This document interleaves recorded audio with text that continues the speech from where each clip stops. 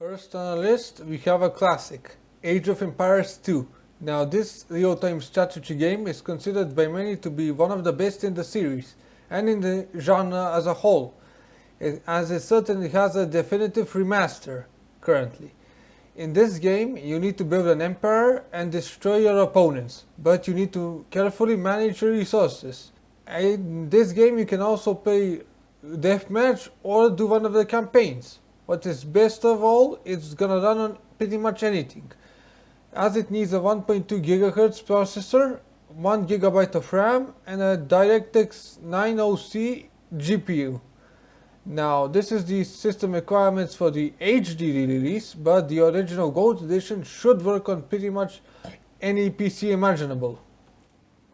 Second, we have both Grand Theft Auto Vice City and San Andreas, two open world classics. These games are a lot of fun, especially in free roam, due to their assortment of activities. What really is great about these games is the soundtrack, especially in Vice City. Not only that, but this plot is also great in both games. One of them is Scarface inspired.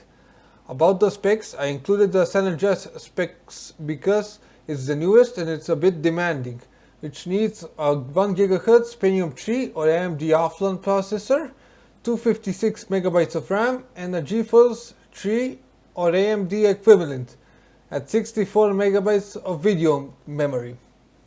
These games are great to go back to, especially if you have played GTA 4 or 5 first, or if you have never played these games. These games are great to go back to. Next up is Flatout Ultimate Carnage, and this game is considered to be the best in the series, since it's a remake of the second Flatout game, with better graphics and better controls. In this game you do races, destruction derby and more. Not only that, but you have color customization to go along with it. It's a lot of fun, but it's also a bit demanding, requiring an Intel or AMD processor clocked at 2.2 GHz, 2 GB of RAM and a GeForce 7600 or a Radeon X1800 graphics card. Now if you have the money for this game, it's definitely worth giving a shot. Up next is the Half-Life duology, more specifically Half-Life 1 and 2, and these games are pretty good, especially in their campaign. The way it's told basically. And when the campaign is not telling you any stories, it's non-stop action from start to finish in gameplay. These FPS games are some of the most awarded so far, with the sequel winning over 39 Game of the Year awards. And it's no wonder why fans want Half-Life 3 so badly. And best of all, these games will run on any PC imaginable, which needs an Intel or AMD processor at 1.7 GHz, 512 MB of RAM and a DirectX 8.1 graphics card. Now this is for Half-Life 2, but Half-Life 1 should work on even older than that. And if you haven't played these games before, you owe it to yourself to do so.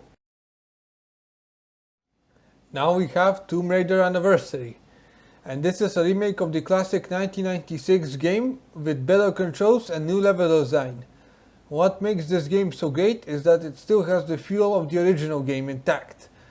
You still basically explore ancient locations and collect relics and artifacts like you do in the original. And for that reason, it's enough to go back to play the old Lara Croft games.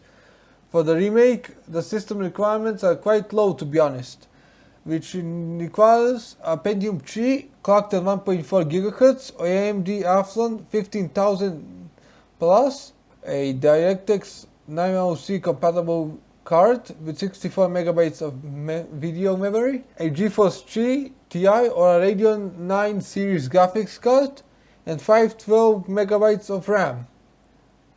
This should work on any computer you have.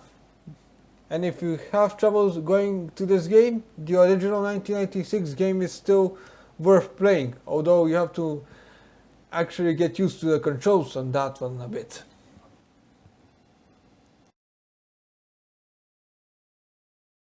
Up next is Worms Armageddon, and this is a classic, and it's pretty addictive.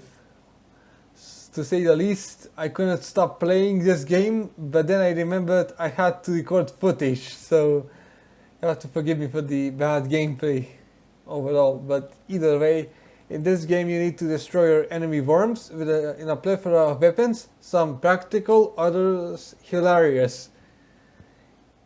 There are game modes like deathmatch, mission mode, and more. This game also has a surprisingly active multiplayer, and best of all, this game pretty much runs on anything, which requires a Pentium processor with 32 megabytes of RAM, and any potato for a graphics card, to be precise. This game is worth a shot. I just had to include this one in the list. It's the original Counter-Strike 1.6, because it's such a classic that anybody and their parents have probably played at a LAN party in their life. In this game you battle against a terrorist or counter-terrorist units, while the other team either plants the bomb or rescues the hostages.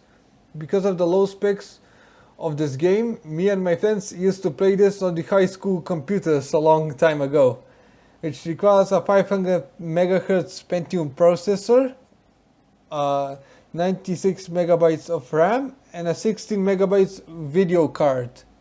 Best of all, this game still has servers that are still active, so you can play the game even in this day. Next up is Need for Speed Underground 2, a great racing game from the old time when underground racing was seen as the shit. In this game you do races, drifts and drags in order to gain cash and customize your car in any way you want, with nitros, custom sprays and other. Way more customization than Flatout UC. All of this game goes along with the lowest specs that it demands, which is a Pentium 3 or an Athlon XP at 1 GHz, 256 megabytes of RAM, and a GeForce 2 Radeon 750. This game, if you can find it, it's worth a shot. Coming up is Delta Force Black Hawk Down. And in this game you travel across various locations across Africa, Colombia and Iran in order to take down drug lords and terrorists. What makes this game so great is the amount of content that you can chew, especially with the Team Saber expansion. And it never gets old, and it has great specs to go along with the game, which is a Pentium 3 clocked at 733 MHz, 256 megabytes of RAM, and a DirectX 3D graphics card with 32 megabytes of video memory. This game is worth picking up.